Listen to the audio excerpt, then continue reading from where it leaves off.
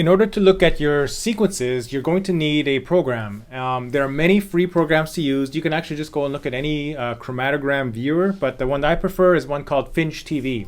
So just Google Finch TV, and it's this first one here. Just click on that, and then you can download for Mac or for Windows. So that's what I like about it. It's nice and cross-platform. Macs do something funny, right? So if you have a Mac, you got to do these things to be able to get it to work, right? So just follow the directions and make sure that you can get that installed. And then when you are ready, let's get out of this. Here's what Finch TV looks like, and I will show you what your sequences will look like. So if everything looks okay, what you should see is a nice graph that has these nice colored peaks, and then usually it's kind of this mess for the first anywhere up to sometimes even up to 100 nucleotides, right? But after that, what you want to see are these really nice peaks, and you can change the horizontal scale, get your peaks to be wider or smaller.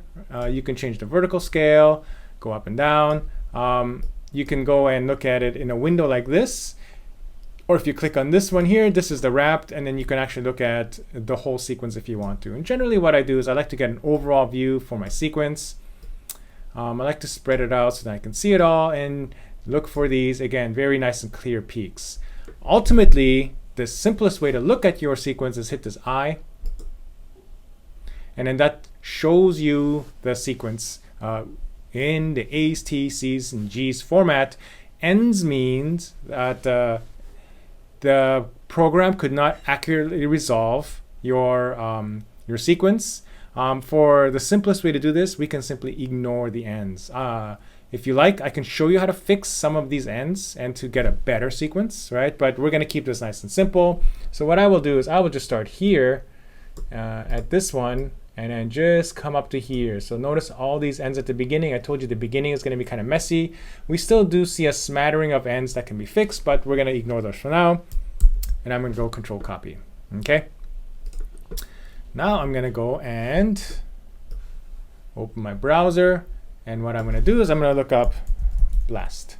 There we go. Just so you can see what it looks like. And then what we're looking for is this basic local alignment search tool.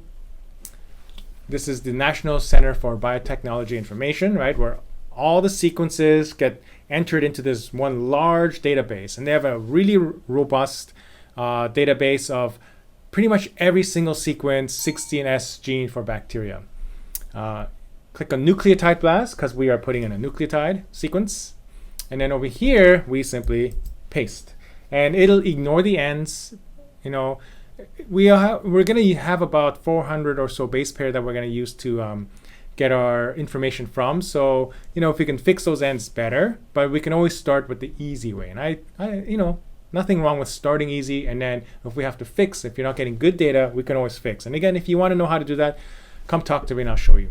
And then we just hit BLAST. And now what it's going to do is going to compare your sequence, what they call the query, with whatever's in the database. It's going to run this match and start to give you some things here. So score, how much of that is covered, and then our percent identity, right? And so these things are going to be a little bit on the low side because once again, we did not have, we have a lot of ends. And then sometimes it'll hit these, what we call uncultured microorganism, right? And then that simply means that it matches to something in the database that the person that submitted it didn't really quite know what it is. So usually I just ignore those, right?